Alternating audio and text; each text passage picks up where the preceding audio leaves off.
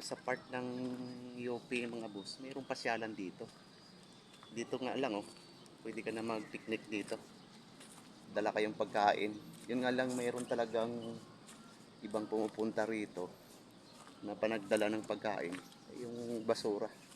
Hindi nilalagay sa tamang tapunan. Ayan, katulad niya lang yan oh. Basura po yan oh. Oh. Diba? Basura yan. Sila marunong maglagay sa tamang tapunan. May mga basurahan naman dito sa paligid. Malawak po to mga boss eh.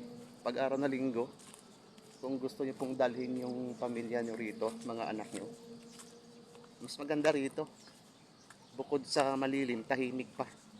Yan, lawak niya no. Oh, pwede sa mga baby niyo. Panlaya silang makapaglakad-lakad dito. Lawak nito eh. Tama yung iba rito nandun lang nakaupo. Hindi sumasabay sa napakaraming nagja-jogging doon.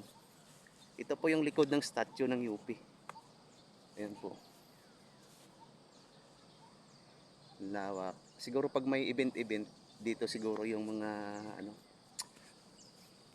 audience nakaupo. Kasi malawak po siya. Oh. Tapos mayroon pa siyang doon, stage.